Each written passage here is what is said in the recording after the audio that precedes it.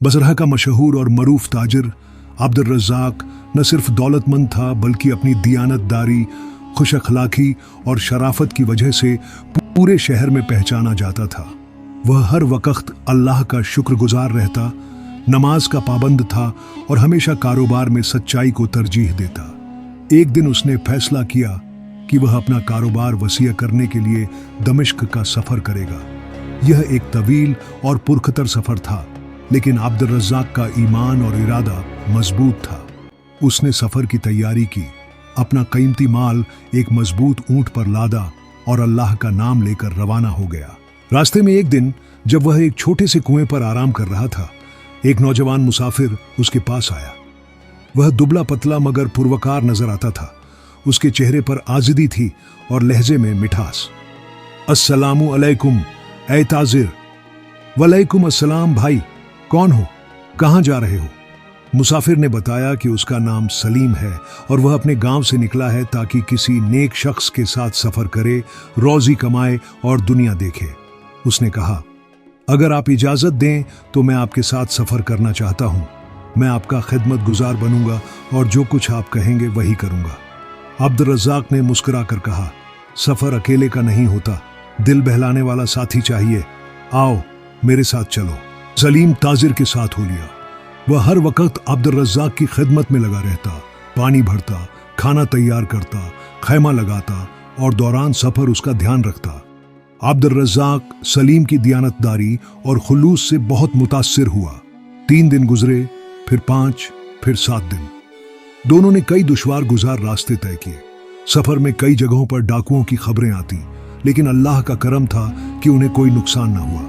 अब्दुल रज़्ज़ाक हर नमाज में अल्लाह का शुक्र अदा करता और सलीम के लिए भी दुआ करता। 10वें दिन एक सुनसान इलाके में अब्दुल रज़्ज़ाक को तेज बुखार चढ़ गया। जिस्म टूट रहा था, प्यास से जबान सूख गई थी। वह ऊंट से नीचे गिरा और बेहोश हो गया। सलीम घबरा गया, मगर उसने हिम्मत न हारी। उसने तुरंत खैमा लगाया, पानी पिलाया, जिस्म पर गीला कपड़ा रखा और सारी रात जागता रहा। सुबह होते ही वह नजदीकी कबीले की तलाश में निकला और कई घंटे बाद वह 2 लोग लेकर लौटा जो जड़ी बूटियों से इलाज करते थे। उन्होंने दवा दी, पट्टी की और अब्दुल रज़्ज़ाक को राहत मिलने लगी। होश आने पर अब्दुल रज़्ज़ाक ने कमजोर आवाज में कहा, सलीम, मेरा माल तुम्हारे हवाले है। अगर मैं न बच सका तो यह सब मेरी बीवी को देना, और अगर बच गया तो मैं तुम्हें कभी नहीं भूलूंगा। सलीम ने कहा, अल्लाह से उम्मीद रखें, आप ठीक हो जाएंगे।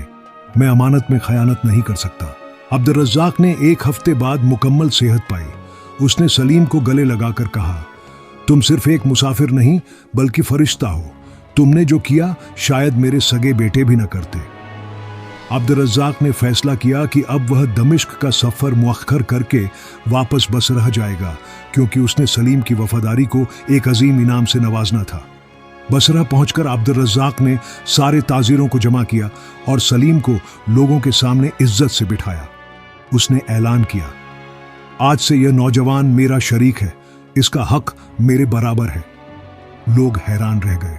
कुछ लोग हसद करने लगे, लेकिन अब्दुल रज़्ज़ाक ने कहा, यह मेरा हमसफर नहीं, मेरा मुहाफिज, मेरा भाई है। जिस दिन मैं मौत के दरवाजे पर था, यह जवान मेरे लिए वापस लौटा, जबकि दुनिया में अक्सर लोग दौलत लूट कर चले जाते हैं। सलीम अब्दुल रज़्ज़ाक के साथ काम करने लगा। जल्द ही वह शहर के ईमानदार ताजिरों में गिना जाने लगा। उसकी सच्चाई, नरमी और अदल पसंदी सबको पसंद आने लगी। चंद बरस बाद अब्दुल रज़्ज़ाक ने अपने तमाम कारोबार की जिम्मेदारी सलीम को सौंप दी और खुद इबादत में मशगूल हो गया। सलीम ने कारोबार को भी ईमानदारी से चलाया और कई गरीबों की मदद शुरू की। वह कहा करता, जो ताजिर सिर्फ मुनाफा का सोचे वह ताजिर नहीं। ताजिर वह है जो अल्लाह के खौफ से नाप तौल करे, वादे निभाए और सच बोले। अखलाकी सबक अमानतदारी ईमान का हिस्सा है। जिसमें अमानत नहीं उसमें ईमान नहीं। हदीस, मुसीबत में वफादारी इंसान की असली पहचान है। अल्लाह पर तवक्कुल और नेक नियत कामयाबी की कुंजी है।